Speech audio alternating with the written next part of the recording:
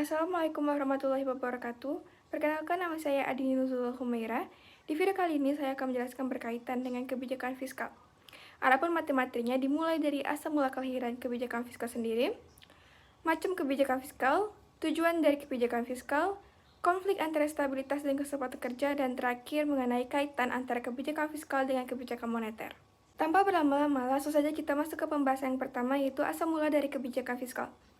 Jadi sebelum tahun 1930-an, pengeluaran pemerintah hanya dianggap sebagai alat untuk membiayai kegiatan-kegiatan pemerintah dan dinilai berdasarkan atas manfaat langsung yang dapat ditimbulkannya tanpa melihat pengaruhnya terhadap pendapatan nasional.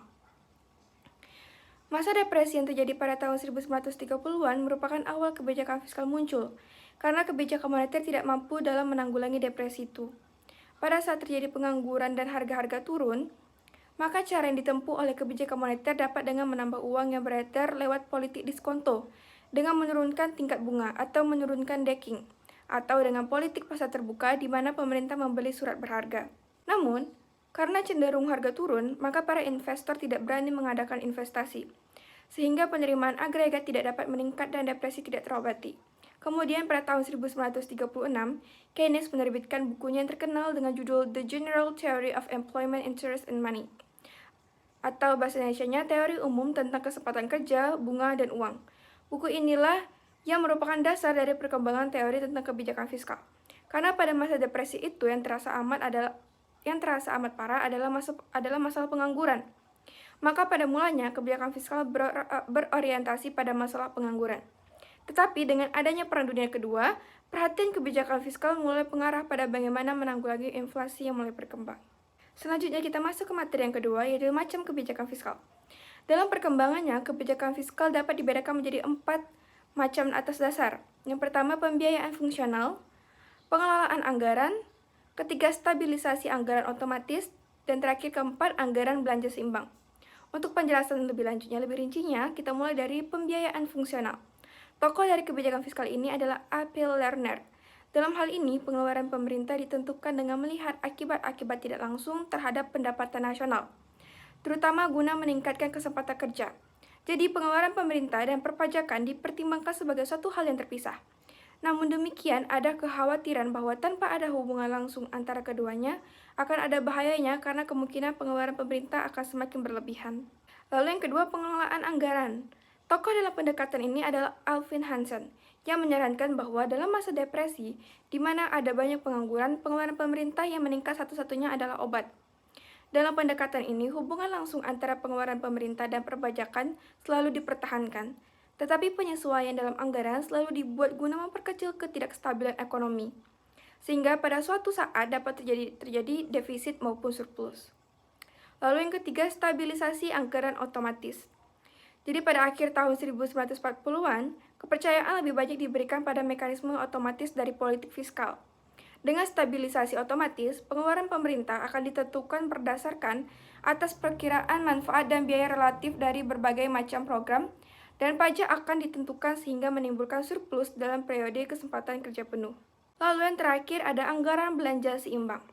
Suatu modifikasi dari pembelanjaan atas dasar anggaran yang disesuaikan dengan keadaan adalah pembelanjaan secara seimbang dalam jangka panjang, tetapi ditempuh defisit pada masa depresi dan surplus pada masa inflasi.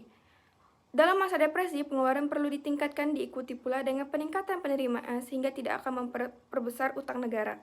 Setelah dari macam kebijakan fiskal, kita masuk ke materi yang ketiga, yaitu tujuan dari kebijakan fiskal.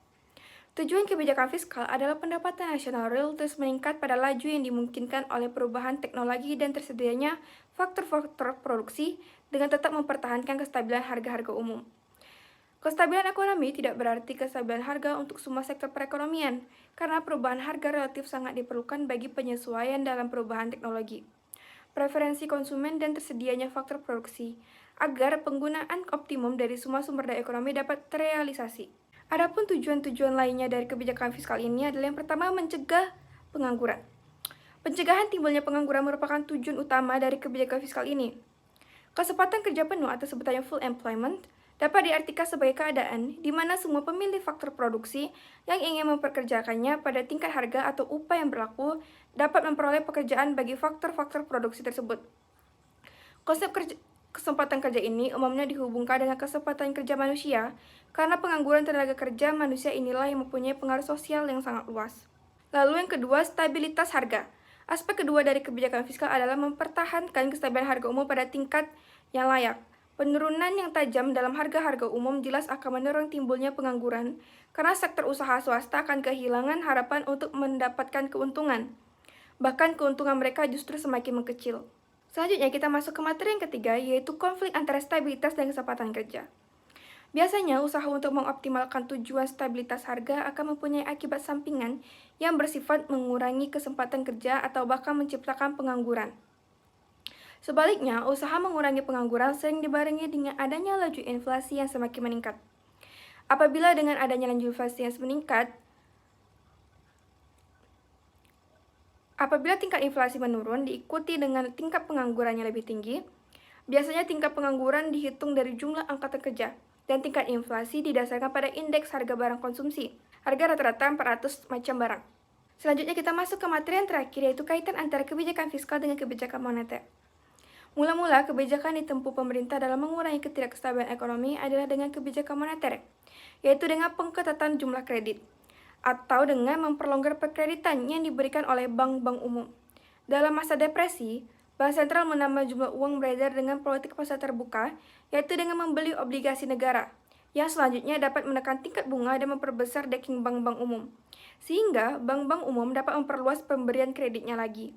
Namun, pada tahun 1930-an, terbukti bahwa kebijakan moneter saja tidak dapat mengatasi depresi, sebab tingkat bunga yang sudah begitu rendah ternyata tidak dapat mendorong timbulnya investasi, karena orang lebih senang menyimpan uang tunai. Dengan kegagalan kebijakan moneter itu, maka kebijakan fiskal menjadi penting.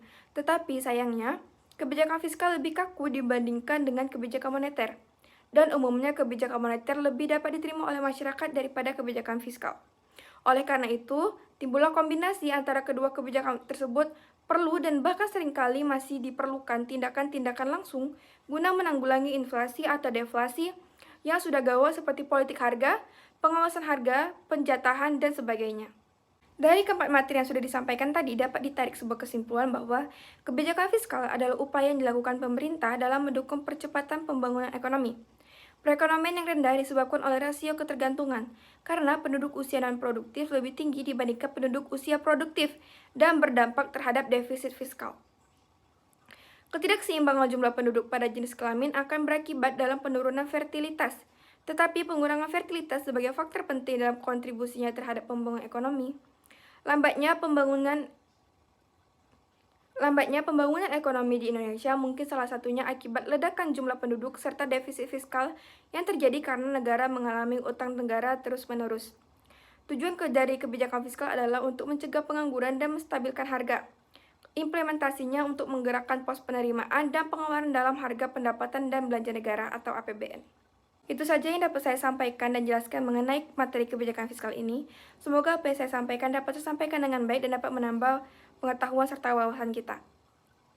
Untuk lebih dan kurangnya saya mohon maaf. Wabillahi taufiq wa hidayah. Wassalamualaikum warahmatullahi wabarakatuh.